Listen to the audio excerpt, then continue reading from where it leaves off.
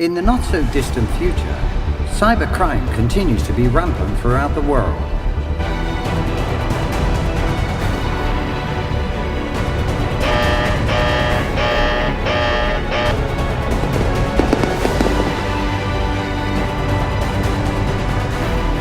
$556 million cybercrime victims annually, equivalent to 1.5 million victims per day, or 18 victims per second. This is you in the future, a cyber hero, protector of data and information. How did you become a cyber hero? Let's rewind. Our story begins with an average Joe preparing to enlist to cyber hero training camp. Welcome to the training camp. Let me go over some key points of this session, and at the end of it, you will be like me, a cyber hero. To be able to pass this course, you will have to go through 4 stages. All clear? Good, then let's get started.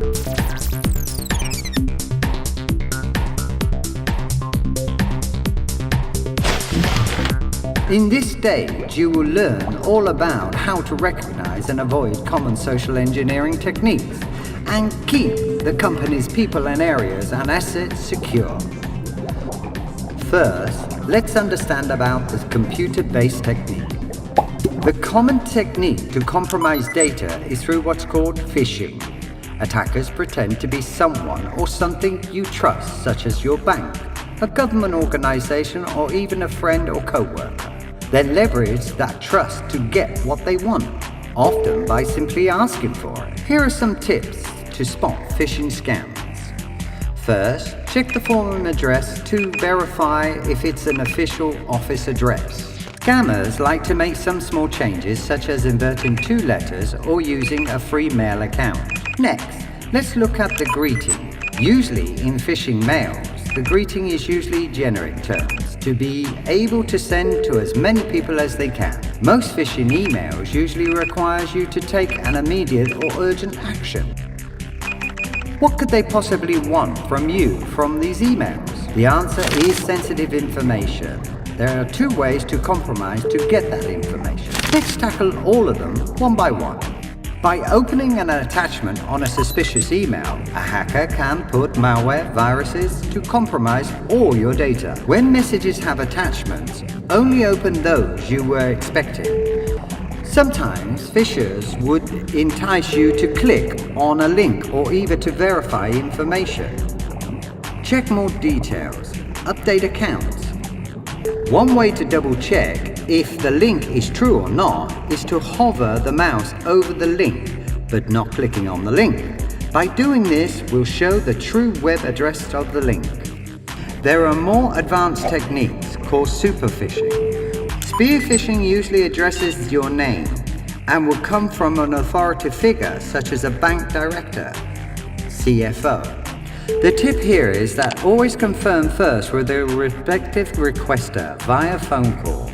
Separate email for anything urgent, especially in dealing with wire transfers. A simple verification can save your company millions. However, when in doubt, you can activate your Call a Friend superpower, your local IT to come and investigate. Now that you know how social engineering works in computer-based form, now let's go over to the human-based form. Social engineering attacks are not only limited to cyberspace, but also on everyday human interactions. Hello, Joe. I'm calling from HR. And we are updating our database to sync your salary details. Could you please give me your employer ID number and password, please? Your phone has been traced and the police are coming round to your place now. Good job! Criminals will find other means to compromise sensitive information. Never willingly give up personal information without verifying who the caller is, even if you are pressured to do so.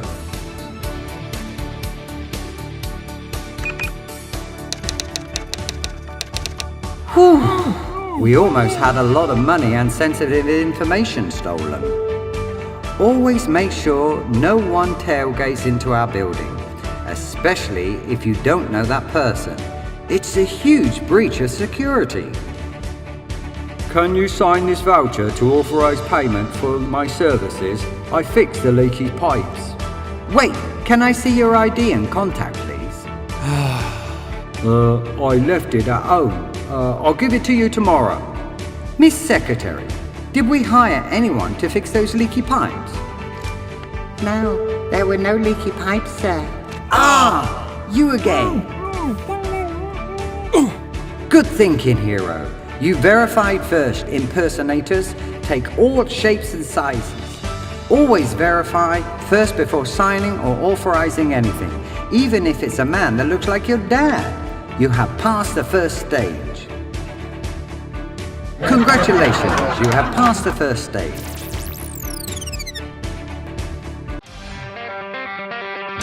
Stage 2 will focus on how we, cyber heroes, can enhance our security from cyber threats. Let's start with one of the basic elements of the cybersecurity: passwords. That's what I'm good at. I secured all my confidential files with a password. Bet you can't guess what it is. Is it Teddy 1990? Your dog name is Teddy, and you were born in 1990, right? I will change my password.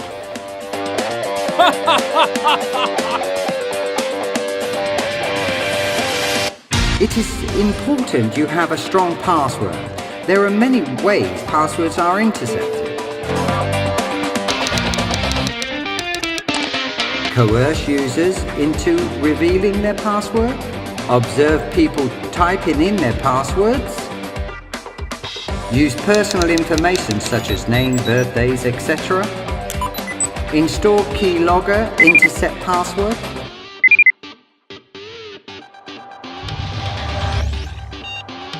Passwords can be intercepted as they are transmitted over a network. Automated guessing of billions of passwords. To make things harder for them to attack, I have some suggestions for you. Firstly, you can think of Bruce Gruner's method. Take a sentence and turn it into a password. This is an example of how to do it with a word. Secondly, you can think of a PAO method. Use personal action subject, PAO. Now combine that thought into a password. Etibugum. Okay, time to update your password. We talked about phishing emails earlier, but always be alert as hackers also operate on different channels, most prominently on social media. Majority of communications are now coerced through social media, making it easier targets for cyber criminals to gain personal information and use it for fraudulent purposes.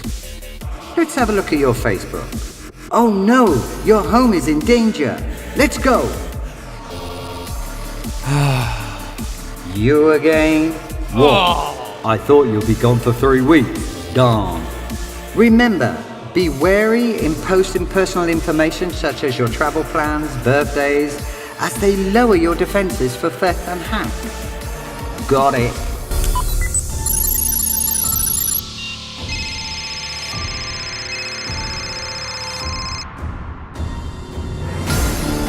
Stop!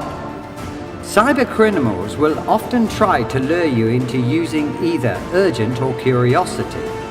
For example, embarrassing pictures, something fascinating, or even a game reference. Your next stop, understanding about website security. Here, grab this gun and I want you to shoot the signs of a secure website. Great work! Now let's tackle them one by one. HTTPS and padlock.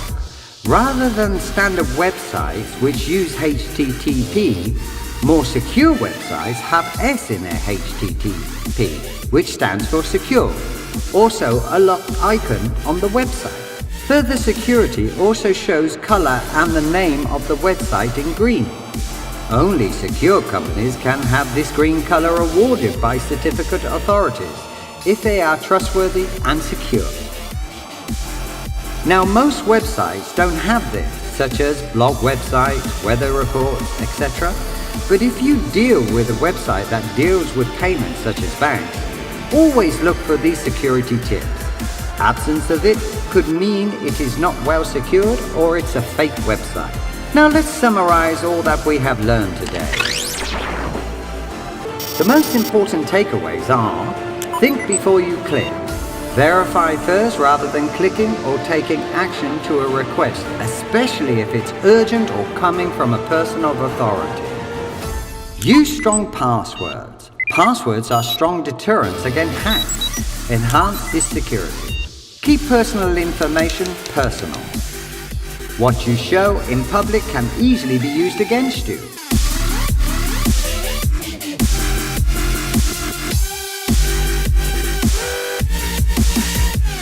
Educate yourself. Criminals will often change their approach to retrieve your personal information. Knowing their techniques is one of the strongest defense against these attacks. I think you are now ready to take on the final stage. Let's go! This is your final test, hero. You beat this monster, you will become a cyber hero.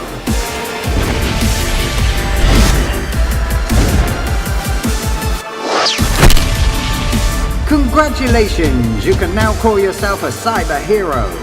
Our hero, you, finally earned this place amongst protectors of cyberspace. However, the threat is only increasing. Awareness and continuous learning is key in fighting this evil. Now, go save our cyber world.